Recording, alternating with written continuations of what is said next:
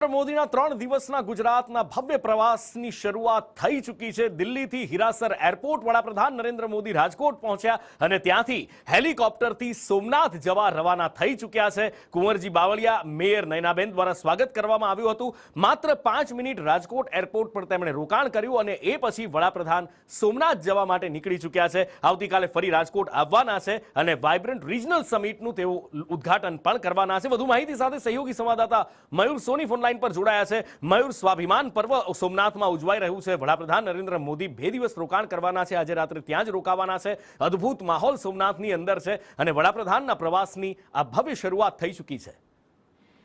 બિલકુલ નુપુર, 2 દિવસના સૌરાષ્ટ્ર પ્રવાસની શરૂઆત રાજકોટથી થઈ છે। હીરાસર એરપોર્ટ ખાતે કુંવરજીભાઈ બાવળિયા અને રાજકોટના મેયર દ્વારા વડાપ્રધાનનું સ્વાગત કરવામાં આવ્યું હતું અને માત્ર 5 મિનિટના રોકાણ બાદ હેલિકોપ્ટર મારફતે તેઓ સોમનાથ જવા રવાના થયા છે। સોમનાથ ખાતે આજે અને આવતીકાલે બપોર સુધી વડાપ્રધાન રોકાવાના છે। ત્યાં સ્વાભિમાન પર્વની ઉજવણી, શૌર્ય યાત્રા સહિતના પ્રસંગોની અંદર હાજરી આપશે। સાથે જ વિશેષ પૂજા છે વહેલી સવારના વડાપ્રધાનના હસ્તે સોમનાથની અંદર કરવામાં આવનાર છે। આવતીકાલે બપોરના વડાપ્રધાન રાજકોટ ખાતે કચ્છ સૌરાષ્ટ્ર વાઇબ્રન્ટ સમિટનું ઉદ્ઘાટન કરવાના છે, જેની અંદર દેશ વિદેશના રોકાણકારો છે એ ભાગ લેનાર છે। એટલે 2 દિવસનો વડાપ્રધાનનો સૌરાષ્ટ્રનો પ્રવાસ છે અને ત્યારબાદ પૂર્ણ કરીને તેઓ અમદાવાદ પરત ફરશે। પરંતુ 2 દિવસ માટે સૌરાષ્ટ્રવાસીઓ છે એ વડાપ્રધાનના આગમન અને તેને આવકારવા માટે ઉત્સાહિત અત્યારે જોવા મળી રહ્યા છે। બિલકુલ મયુર, માહિતી બદલ આપનો આભાર।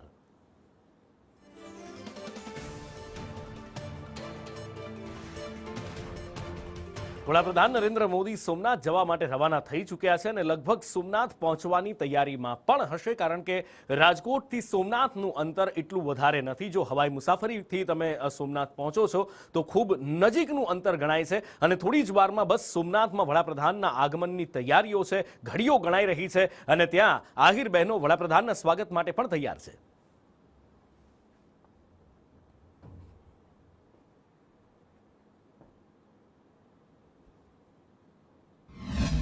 परफॉर्म करने वाले हैं और यहाँ पे हमें आके बहुत ज़्यादा अच्छा लगा है। और यहाँ पे जो मतलब शिव जी के भगत है वो ज़रूर आए यहाँ पे। और मतलब इस मंदिर में अंदर जाके इतना अच्छा लगता है, मतलब पॉजिटिव बहुत वाइब्स हैं यहाँ पे। और मैं सबको यही मैसेज देना चाहूँगी कि यहाँ के लोग भी बहुत अच्छे हैं। यहाँ मतलब जितने पुलिस वाले हैं, जितनी सिक्योरिटी है, बहुत अच्छे हैं। मतलब मैं यही बोलना चाहूँगी कि आना चाहिए सबको। फर्स्ट टाइम आए यहाँ पे? जी फर्स्ट टाइम है, बहुत अच्छा फील हुआ। उनका नाम बताइए। जी मेरा नाम है आशिमा दत्ता और मैं जम्मू कश्मीर की रहने वाली कलाकार हूँ। आज यहाँ पे सोमनाथ में आप फर्स्ट टाइम आए हो, कैसा लगा और क्या उद्देश्य है आपका यहाँ पे आने का? सबसे पहले मैं सबको हर हर महादेव बोलना चाहूंगी और ये बताना चाहूंगी कि मुझे यहाँ पर आकर इतना आनंदित लग रहा है कि जैसे हम लोगों ने मंदिर के अंदर स्टेप लिया, इतना मेस्मराइजिंग फीलिंग थी कि मतलब डिवाइन फीलिंग थी जो वर्ड्स में एक्सप्रेस की ही नहीं जा सकती। और एज ए कलाकार मैं इतनी खुश हूँ, इतनी ज्यादा खुश हूँ कि यहाँ पर आकर मुझे परफॉर्म करने का मौका मिला और मैं यहाँ पर आकर दर्शन कर पाई हूँ भोलेनाथ के। लॉर्ड महादेव के सामने और पीएम नरेंद्र मोदी के सामने आप परफॉर्म कर रहे हैं, क्या फील हो रहा है? बहुत ही अद्भुत फीलिंग है और बहुत ही ज्यादा अच्छा महसूस हो रहा है कि हम यहाँ परफॉर्म करने वाले हैं। पीएम यहाँ पर आ रहे हैं, हमारे नरेंद्र मोदी जी, और सोमनाथ की धरती पर आ रहे हैं और दोनों की बहुत ही अच्छी फीलिंग है हमारे लिए। अच्छा, आपके परफॉर्मेंस के लिए आपने कितना मेहनत किया, कितना प्रैक्टिस किया? हम तो लगभग पिछले 8 साल से हम लोग नृत्य पेश कर रहे हैं, तो ये पहली बार है कि हम सोमनाथ की धरती पे आए हैं। तो हम लोग मेहनत बहुत ज्यादा करते हैं। हम लोग एक महीना परफॉर्मेंस के लिए मतलब रिहर्सल करते हैं, तो बहुत ही अच्छा लग रहा है कि हमें यहाँ पे आने का मौका मिला। आपका परफॉर्मेंस क्या रहेगा? हम यहाँ पर कश्मीरी रोफ नृत्य पेश करने वाले हैं। Thank you, all the best. Thank you.